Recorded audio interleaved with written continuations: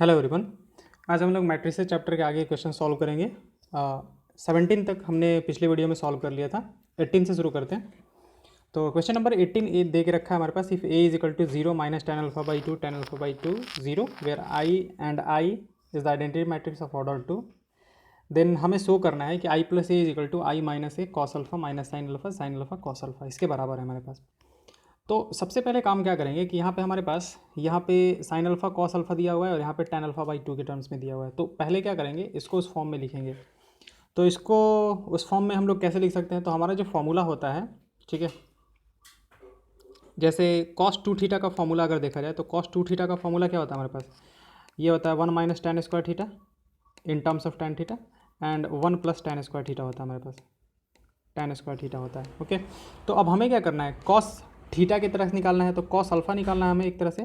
तो cos alpha कितना हो जाएगा, ये हो जाएगा 1 minus ten square alpha by two upon हो जाएगा कितना 1 plus tan square alpha by to, क्योंकि यहाँ पे हमारे पास जब 2 थीटा होता है तो यहाँ पे थीटा होता है, तो इसका हाफ होता है, तो यहाँ पे अल्फा है तो अल्फा का हाफ अल्फा बाई टू होगा। वैसे ही sine 2 theta in terms of tan theta जो होता है हमारे पास, वो होता है 2 tan theta upon 1 plus tan square theta, 1 plus tan square theta. तो हमारे पास साइन अल्फ़ा का वैल्यू कितना आ जाएगा, फिर साइन अल्फ़ा का वैल्यू आ जाएगा हमारे पास 2 tan alpha by two upon 1 plus tan square alpha by two. ठीक है, तो यहाँ से शुरू करते हैं। जो हमें प्रूफ करना है, हम इस वाले पार्ट को उठाते हैं, आई माइनस है cos alpha minus sine alpha. ठीक है, आर एच एस की बात करते हैं। तो आर एच एस क्या है हमारे पास, आई माइनस ए टाइम्स दे के रखा है हमारे पास कितना, cos alpha minus sine alpha cos alpha, ये हमें दे के रखा है। ठीक है, तो इसको सॉल्व करते हैं। तो आई जो है हमारे पास वो सेकेंड ऑर्डर का एक आइडेंटिटी मैट्रिक्स है। तो आइडेंटिटी मैट्रिक्स सेकेंड ऑर्डर का कैसा होगा, 0 0 1 दिस वन। ठीक है, और माइनस करना है हमें ए जो उसने दे के रखा है उसको हमें इसमें से माइनस करना है। तो ये कितना आ जाएगा, 0 minus ten alpha by to and this one is ten alpha by two 0। तो ये तो हमारे पास इसके साथ आ जाएगा। ठीक है, और ये कॉस अल्फ़ा, अभी इसको ऐसे ही छोड़ देते हैं। ठीक है, cos alpha minus sine alpha and cos alpha. ठीक है, अब एक्चुअली है क्या ना कि टेन अल्फ़ा बाई टू हमारे पास हर जगह लेके आना है, तो इसको हम लोग किसी चीज़ से रिप्लेस कर देते हैं। तो टेन अल्फ़ा बाई टू को मान लेते हैं, हम रख देते हैं पी रख देते हैं। ठीक है, टेन अल्फ़ा बाई टू को हम लोग पी रख देते हैं, तो थोड़ा सा छोटा बन जाएगा ये। तो ये कितना बन जाएगा हमारे पास, ये बन जाएगा 1 0 0 1, ये हो जाएगा minus 0 minus P 0 this one. इसको एक साथ हमें कैलकुलेट करना है और इसको मल्टीप्लाई करना है हमारे पास कॉस अल्फ़ा। अब कॉस अल्फ़ा का जो वैल्यू है ना उसको रख देते हैं। तो कॉस अल्फ़ा का वैल्यू कितना हो जाएगा हमारे पास, 1 minus ten square alpha by to. तो टेन अल्फ़ा बाई टू को हमने रख दिया है पी, तो कितना बन जाएगा 1 माइनस पी स्क्वायर अपॉन कितना हो जाएगा 1 प्लस पी स्क्वायर। ठीक है, वैसे ही माइनस का साइन अल्फ़ा, तो माइनस का साइन अल्फ़ा कितना हो जाएगा 2p upon 1 plus p square. वैसे ही साइन अल्फ़ा कितना हो जाएगा हमारे पास 2p upon 1 plus p square, और कॉस अल्फ़ा हो जाएगा हमारे पास 1 minus p square upon 1 plus p square. ठीक है, थोड़ा सा नीचे लेके आ जाते हैं इसको। ओके, अब इसको पहले माइनस कर लेते हैं। इसको माइनस करेंगे तो कितना बनेगा हमारे पास, 1 में से 0 माइनस करेंगे तो 1, 0 में से माइनस पी करेंगे तो पी हो जाएगा हमारे पास, 0 में से इसको करेंगे तो माइनस का पी हो जाएगा, और यहाँ पे हमारे पास कितना आ जाएगा 1 आ जाएगा। ठीक है, तो ये बन गया हमारे पास। फिर इस वाले पार्ट को लिख लेते हैं, कितना हमारे पास 1 minus p square whole divide by 1 plus p square minus का 2p whole divide by 1 plus p square, this one is 2p divide by 1 plus p square and 1 minus p square whole divide by 1 plus p square. Okay, अब इन दोनों को multiply कर लेते हैं। Multiply करेंगे तो क्या है हमारे पास, ये भी 2/2 का एक मैट्रिक्स है और ये भी 2/2 का मैट्रिक्स है, तो मल्टीप्लाई किया जा सकता है दोनों को। ठीक है, मल्टीप्लाई करेंगे तो जो हमारा नया मैट्रिक्स मिलेगा वो कितने का मिलेगा, 2/2 का, 2/2 का नया वाला मैट्रिक्स मिलेगा। ओके, मिलेगा कैसे हमारे पास, शुरू करते हैं। देखो, यहाँ से पहला रो उठाते हैं और फिर पहले कॉलम से मल्टीप्लाई करते हैं, क्योंकि A11 वाला एलिमेंट यहाँ पे आएगा हमारे पास। तो फर्स्ट रो और फर्स्ट कॉलम, फर्स्ट वाले मैट्रिक्स का फर्स्ट रो एंड सेकंड वाले मैट्रिक्स का फर्स्ट कॉलम। तो मल्टीप्लाई करते हैं, 1 को मल्टीप्लाई करेंगे इससे तो कितना बन जाएगा, ये तो वही रह जाएगा 1 minus p square divide by 1 plus p square. और दूसरा p को मल्टीप्लाई करना है इससे तो कितना हो जाएगा हमारे पास, प्लस का 2p square whole divide by 1 plus p square. ठीक है, फिर first row and second column, first row को सेकंड कॉलम से करना है तो this one will be -2 divide by 1 plus p square, 1 plus p square. और फिर p को मल्टीप्लाई करेंगे इससे तो प्लस का p times 1 minus p square whole divide by कितना हो जाएगा हमारे पास 1 प्लस पी स्क्वायर। ओके, फिर करते हैं सेकंड वाले को। सेकंड वाले को करेंगे किससे, सेकंड वाले को पहले फर्स्ट रो से करेंगे, मतलब सेकंड रो को फर्स्ट कॉलम से करेंगे पहले। तो माइनस पी इंटू कितना हो जाएगा हमारे पास 1 minus p square upon 1 plus p square, 1 minus p square upon 1 plus p square, 1 plus p square और प्लस हो जाएगा हमारे पास 2p upon 1 plus p square. ठीक है, फिर इसको करेंगे ये वाले कॉलम से मल्टीप्लाई तो इससे कितना आ जाएगा हमारे पास माइनस पी, ये हो जाएगा हमारे पास 2p स्क्वायर डिवाइड बाई कितना 1 plus p square, 1 plus p square और प्लस का 1 करेंगे हम लोग, यानी कि प्लस का 1 माइनस पी स्क्वायर अपॉन कितना 1 plus p square, this one. ठीक है, ओके, सॉल्व करते हैं इसको और आगे। अब कैलकुलेशन थोड़ा सा मतलब सिंप्लीफाई करना है हमें। तो 1 plus p square 1 plus p square दोनों का जो डिनोमिनेटर है वो तो सेम है, तो एलसीएम लेंगे तो हमारे पास 1 प्लस पी स्क्वायर आ जाएगा और ऊपर में कितना आ जाएगा 1 minus p square plus 2p square, तो ऊपर में हो जाएगा 1 प्लस पी स्क्वायर और नीचे में भी कितना आ जाएगा हमारे पास 1 plus p square, 1 plus p square 1 plus p square. यहाँ से कितना आ जाएगा हमारे पास ये तो हो जाएगा हमारे पास 1 minus p square into P करना है हमें, तो 1 प्लस पी स्क्वायर नीचे में तो हमारे पास बेस तो वही रहेगा हमारे पास, मतलब सॉरी डिनोमिनेटर तो हमारे पास 1 प्लस पी स्क्वायर ही रहेगा। ओके, और ऊपर में हमारे पास बन जाएगा -2p प्लस पी, तो माइनस पी और माइनस कितना हो जाएगा हमारे पास माइनस पी क्यूब हो जाएगा। ओके, यहाँ से करते हैं तो p से अगर मल्टीप्लाई करें तो पहले भी नीचे हमारे पास बेस तो वही रहेगा 1 प्लस पी स्क्वायर, ऊपर में जब माइनस पी से मल्टीप्लाई करेंगे तो माइनस पी और प्लस पी क्यूब हो जाएगा हमारे पास, तो पी क्यूब और minus P plus 2p plus का p हो जाएगा हमारे पास। ओके, फिर यहाँ से अगर करें तो नीचे में अगेन हमारे पास 1 प्लस पी स्क्वायर आएगा और 2p स्क्वायर, तो यहाँ से आ जाएगा हमारे पास p स्क्वायर प्लस कितना 1, ये बनेगा हमारे पास। ओके, तो सॉल्व करते हैं तो ये तो हमारे पास कैंसिल आउट हो गया, यहाँ से ये कैंसिल आउट हो गया तो 1 बच जाएगा हमारे पास।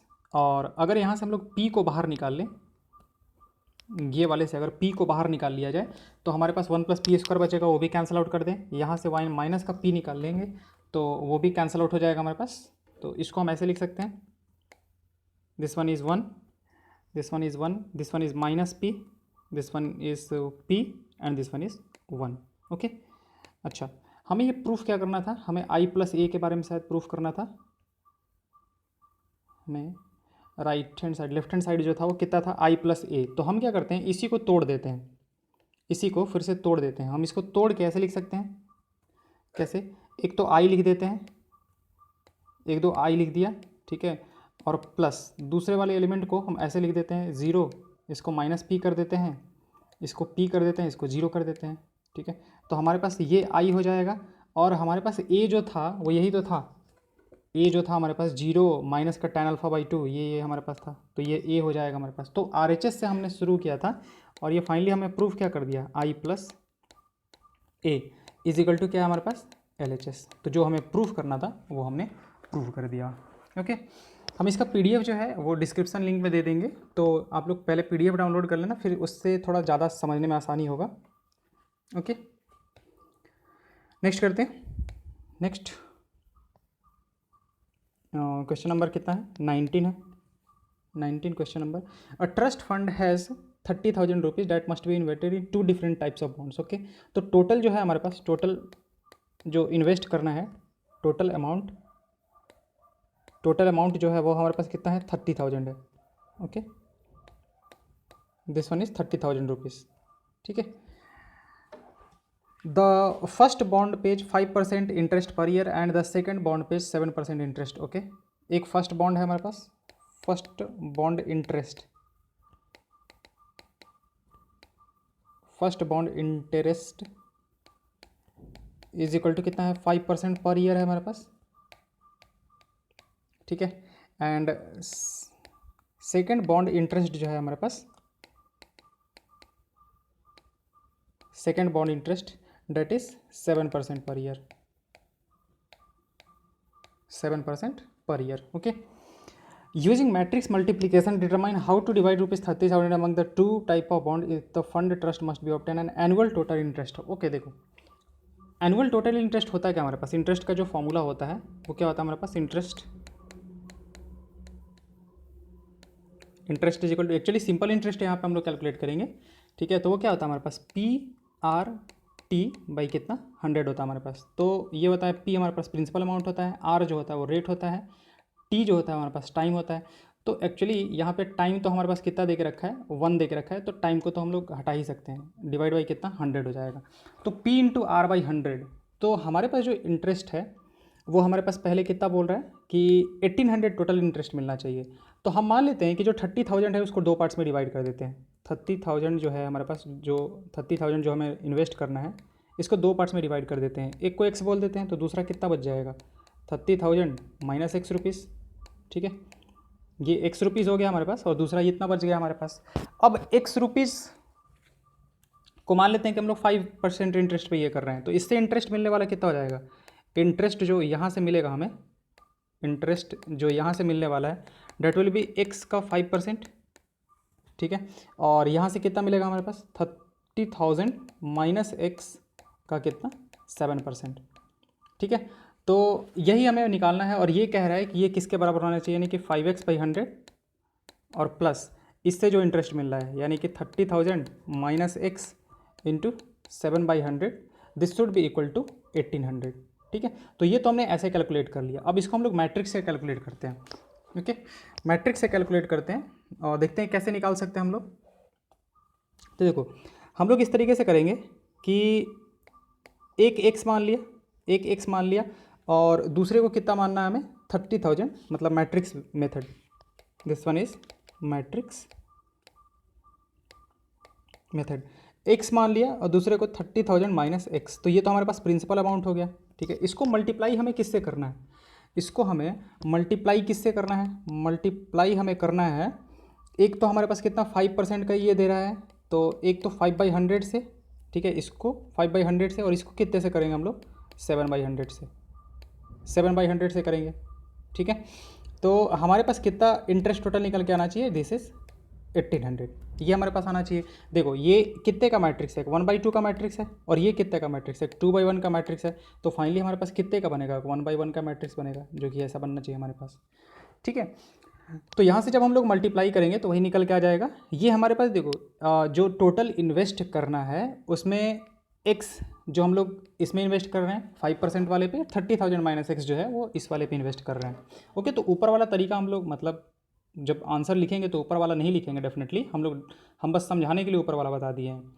तो इसको मल्टीप्लाई करेंगे तो हमारे पास कितना बन जाएगा, मल्टीप्लाई कैसे होगा हमारे पास, फर्स्ट रो को फर्स्ट कॉलम से मल्टीप्लाई करेंगे, तो कितना हो जाएगा x इंटू 5/100, ठीक है।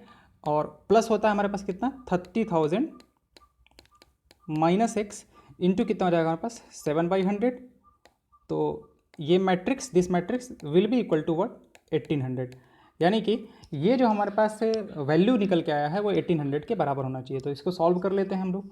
सॉल्व करेंगे तो ये कितना आ जाएगा हमारे पास, this one is way 5x plus 30,000 into 7 minus 7x whole divide by 100 is equal to कितना हो जाएगा हमारे पास 1800, ओके। यहाँ से अगर क्रॉस मल्टीप्लाई करते हैं हम लोग तो ये हो जाएगा 21 पे 1 2 3 4 4 जीरोस, माइनस हो जाएगा हमारे पास 2x इज इक्वल टू 18 पे 1 2 3 4। तो 2x इज इक्वल टू कितना आ जाएगा हमारे पास, 2x इज इक्वल टू इधर लेके आएंगे तो 3 पे 1 2 3 4 ऐसे आ जाएगा हमारे पास। तो x का वैल्यू कितना आ जाएगा, x का वैल्यू आ जाएगा हमारे पास 15,000, ओके। तो x का वैल्यू 15,000, इसका मतलब क्या हुआ कि हमने जो दो पार्ट्स में इसको डिवाइड किया था कि एक में 5% इंटरेस्ट वाले पर हम लोग 15,000 डालेंगे और इस पर 15,000 डालेंगे, तो ये क्या हो गया हमारे पास 15,000, hence we should invest 15,000 rupees in scheme that gives what 5% interest, and remaining कितना हो जाएगा हमारे पास 30,000 माइनस एक्स, यानी कि 30,000 माइनस 15,000, ठीक है। तो this will be equal to what, again 15,000 rupees in 7%। तो 15,000 और 15,000 दोनों को हम लोग क्या करेंगे, बराबर डिवाइड कर देंगे। ओके, तो ये हुआ पहला पार्ट। वैसे ही अब दूसरा पार्ट डायरेक्टली कर सकते हैं, 2,000 करना है हमें, ठीक है। तो सेकंड पार्ट पे आते हैं। इसका जो सेकंड पार्ट है वो कह रहा है कि हमें कितना मिलना चाहिए, टोटल 2,000 मिलना चाहिए। तो हम ऐसे कर लेते हैं कि मान लेते हैं कि एक में हमने x डाला है और दूसरे में कितना डालेंगे हम लोग 30,000 माइनस एक्स, क्योंकि टोटल हमें कितना डालना है, इतना डालना है। तो दिस इनटू इसको मल्टीप्लाई किससे करना है हमारे पास 5/100 एंड दिस वन इज 7/100, ठीक है। And this should be equal to what, this should be equal to 2,000।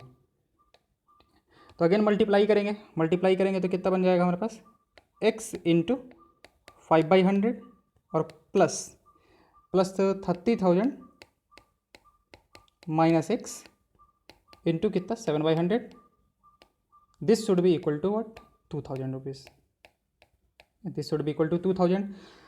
अब ये दोनों मैट्रिक्स जो है वो बराबर हैं, तो एलिमेंट्स भी बराबर होने चाहिए हमारे पास। तो ये एलिमेंट जो है वो इसके बराबर होना चाहिए, ये जो एलिमेंट है हमारे पास वो इसके बराबर होना चाहिए 2,000 के बराबर। तो अगेन वही होगा हमारे पास, सॉल्व करेंगे तो हमारे पास डिनोमिनेटर में जो होगा वो 100 आ जाएगा। This one is 5x, again this one is 30,000 into 7 minus 7x, this should be equal to 2,000 rupees होना चाहिए हमारे पास।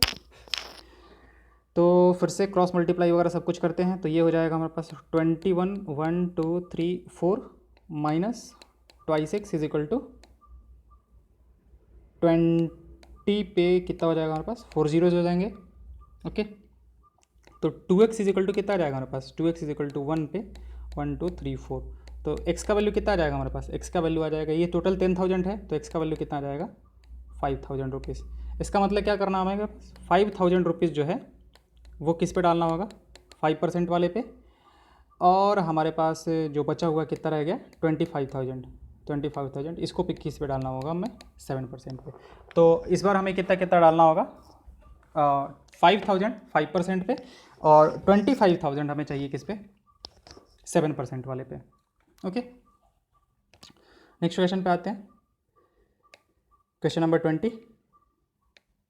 नंबर 20 दे के रखा है, books of a particular school has 10 dozen chemistry books, 8 dozen physics books and 10 dozen economics books. The selling price this respectively, find the total amount of the books of will receive from selling all the books using matrix algebra. Okay, अगर ऐसा हो ना कि अगर कोई दुकानदार अगर matrix use करना सीख जाए ना तो उसको हिसाब किताब करने में बड़ा आसानी हो जाएगा। देखो कैसे हो जाएगा, 10 दर्जन केमिस्ट्री बुक्स है हमारे पास, तो हम इसको क्या करते हैं एक 1/3 का एक मैट्रिक्स बनाते हैं, ठीक है। ये हो जाएगा हमारे पास केमिस्ट्री बुक, ठीक है, 8 एंड 10, ये हो जाएगा 8 एंड दिस वन इज़ 10। ये देखो हमने क्या कर दिया, ये केमिस्ट्री बुक्स फिजिक्स बुक्स और जो भी है कौन सा इकोनॉमिक्स बुक है ना, इकोनॉमिक्स बुक्स, केमिस्ट्री फिजिक्स और इकोनॉमिक्स, ये केमिस्ट्री का बुक बना दिया, ये फिजिक्स का बुक बना दिया और ये इकोनॉमिक्स का बुक बना दिया, ठीक है। और फिर एक हम लोग 3/1 का मैट्रिक्स बनाएंगे जिसमें क्या करेंगे इनका प्राइस रखेंगे, हम लोग। तो प्राइस कितना है हमारे पास, सॉरी ठीक है, इसका इसमें प्राइस कितना दे के रखा है, प्राइस दे के रखा है 80 60 एंड 40, 80 60 एंड 40। तो हम लोग ना डायरेक्टली ये किसका प्राइस है, ये केमिस्ट्री वाले का प्राइस है, ये फिजिक्स वाले का प्राइस है और ये इकोनॉमिक्स वाले का प्राइस है हमारे पास, ठीक है। तो टोटल जो अमाउंट उसको मिलने वाला है हमारे पास, ठीक है, टोटल अमाउंट होगा कैसे मिल जाएगा हमारे पास, केमिस्ट्री बुक को 80 से मल्टीप्लाई करना पड़ेगा, इसको इससे मल्टीप्लाई, इसको इससे मल्टीप्लाई और फिर ऐड करना पड़ेगा। तो मैट्रिक्स अलजेब्रा से कर लेते हैं हम लोग, मैट्रिक्स अलजेब्रा से। तो टोटल अमाउंट कितना हो जाएगा हमारे पास, टोटल अमाउंट जो होगा हमारे पास वो कैसे निकल के आ जाएगा, इन दोनों मैट्रिक्स को मल्टीप्लाई कर देने से। मल्टीप्लाई कर सकते हैं क्या, वो देख लेते हैं। तो ये 1/3 का मैट्रिक्स है और एक 3/1 का मैट्रिक्स हमारे पास, ठीक है। तो मल्टीप्लाई किया जा सकता है। तो मल्टीप्लाई करेंगे तो कितना बन जाएगा हमारे पास, ये बन जाएगा 10 × 80 प्लस 8 × 60 और प्लस 10 इंटू कितना हो जाएगा हमारे पास, 40 हो जाएगा, ठीक है। तो this one will be equal to 800 plus 480 और प्लस कितना हो जाएगा हमारे पास 400, 8 4 12 4 16, टोटल कितना हो जाएगा 1680 रुपीज़, ठीक है। टोटल कितना आ जाएगा हमारे पास 1680 रुपीज़। अच्छा सॉरी, ये डजन में शायद 10 dozen, the selling price this, the selling price is are rupees this. अच्छा ये एक्चुअली ना, ये मैंने मतलब कि डजन का निकाल लिया, बट वो दिया है ना कि पर पीस जो है वो इतने का है। तो एक्चुअली हमें क्या करना पड़ेगा, 12 से मल्टीप्लाई करना पड़ेगा। ओके। इसमें हमारे पास क्या है, ये डजन्स में कन्वर्टेड है हमारे पास, तो इसमें 12 से, इसमें 12 से, तो हम इसको थोड़ा सा यहीं पे कर देते हैं। इसमें 12 से मल्टीप्लाई करना पड़ेगा, इसमें 12 से, इसमें 12 से, तब हमारा क्वांटिटी ऐसे निकल के आ जाएगा। और फिर जब हम लोग मल्टीप्लाई करेंगे तो एक काम करते हैं, हम पूरे में, यहाँ पे पूरे में 12 से मल्टीप्लाई कर देते हैं अलग से। इसमें पूरे में 12 से मल्टीप्लाई कर देंगे तो भी आ जाएगा हमारे पास। 12 को कॉमन एक तरह से ले लिया गया है, तो 12 से मल्टीप्लाई करेंगे तो यहाँ पे भी हमारे पास इंटू 12 हो जाएगा, इंटू 12। ओके, तो ये आ जाएगा हमारे पास 0, 12 × 96 6 9 12 72 और 9 81 8 12 20, तो 20,160 रुपये हो जाएगा हमारे पास, 20,160 रुपीज़। ओके, इतना निकल के आ जाएगा, इतना मतलब वो बेचने के बाद उसको मिलेगा। ओके, नेक्स्ट क्वेश्चन देख लेते हैं। नेक्स्ट हमारे पास question number 21, question number 21। Okay, 21 क्या कह रहा है हमारे पास, if X Y Z W P R matrices of order. Okay, X जो है 2/n का है, एक्स जो है हमारे पास वो 2/n का मैट्रिक्स है। ओके, वाई जो है वो 3/k का मैट्रिक्स है, वाई जो है हमारे पास वो 3/k का मैट्रिक्स है। ओके, जेड जो है वो 2/p का मैट्रिक्स है, जेड जो है वो 2/p का मैट्रिक्स है। ओके, डब्लू जो है वो हमारे पास n/3 का मैट्रिक्स है, डब्लू जो है हमारे पास वो n/3 का मैट्रिक्स है। ओके, एंड p जो है वो p/k का मैट्रिक्स है, p जो है हमारे पास वो p/k का मैट्रिक्स है, ये p है हमारे पास, p/k का मैट्रिक्स है। Okay, choose the correct answer. The restriction on n, k and p so that py plus wy will be defined, py plus wy। Okay, हमें डिफाइन क्या करना है, py plus wy, py plus wy। Okay, ठीक है, लगाते हैं restriction. देखो, अगर py को डिफाइंड होना है, अब इसकी बात करते हैं, ठीक है। p कितने का है हमारे पास, p/k का है, ठीक है।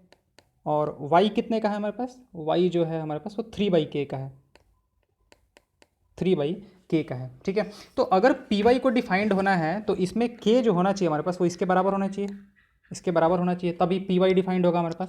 तो यहाँ से हम लोग कह सकते हैं कि k का वैल्यू तो कितना होना चाहिए, 3 होना चाहिए।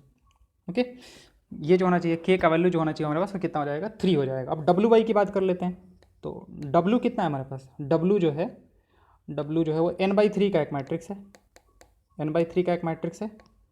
और y जो है हमारे पास, y वो अभी हमने किया था कि ये 3/k का मैट्रिक्स है। ओके, 3/k का मैट्रिक्स है। तो ये हमारे पास कितने का आ जाएगा, n/3 और 3/k, n/3 और 3/k। तो wy तो हमारे पास ऐसे भी डिफाइंड होगा, wy जो होगा वैसे भी डिफाइंड होगा। ओके, अब यहाँ से py जो बनेगा हमारे पास फाइनली, py जो बनेगा, py वो कितने का बनेगा, p/k का मैट्रिक्स बनेगा, एक p/k का मैट्रिक्स बनेगा। ओके, और यहाँ से हमारे पास wy जो बनेगा, wy जो बनेगा वो कितने का बनेगा, एक n/k का मैट्रिक्स बनेगा। ओके,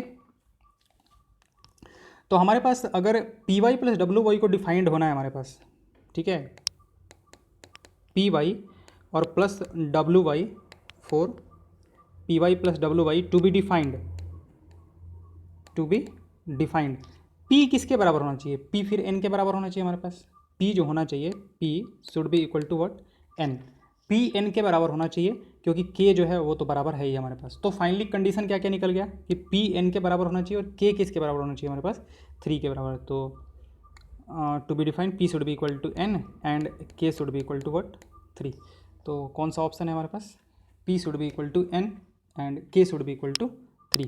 तो ए ऑप्शन जो हो जाएगा हमारे पास वो इसका आंसर हो जाएगा,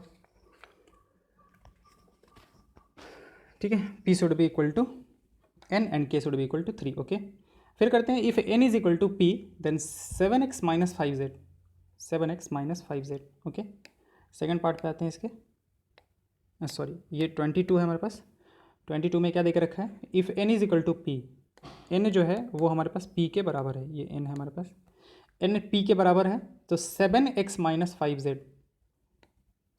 7x माइनस 5z। ओके, अब फिर से x देख लेते हैं पहले, x किस ऑर्डर का है, x जो है वो किस ऑर्डर का था हमारे पास, x जो था वो 2/n का था, और फिर क्या पूछा है, x और z, x 2/n और z 2/p। Okay, 2/n 2/p, ये था हमारे पास 2/n का मैट्रिक्स, एंड z जो था हमारे पास वो 2/p का मैट्रिक्स हमारे पास, ठीक है। तो अगर इसको डिफाइन होना है, अच्छा n जो है वो उसने बोला है कि n जो है वो p के बराबर है हमारे पास, n जो है वो p के बराबर है।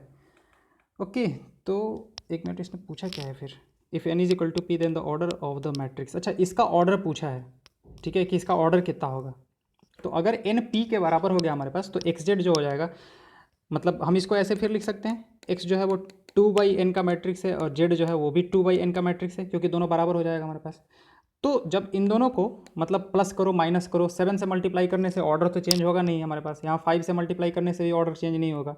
अब इन दोनों को जब हम लोग करेंगे, नाउ हमारे पास 7x जो होगा, 7x माइनस 5z जो होगा हमारे पास, वो कितने का मैट्रिक्स हो जाएगा, this will be a matrix of 2/n, या फिर कहो तो 2/p कह सकते हो, 2/p भी कह सकते हैं। अब ऑप्शन से देख लेते हैं कि कौन सा ऑप्शन दिया हुआ है हमारे पास, 2/n दिया हुआ है, 2/p दिया हुआ है, 2/n दे के रखा है हमारे पास, तो ऑप्शन कौन सा हो जाएगा, बी ऑप्शन हो जाएगा।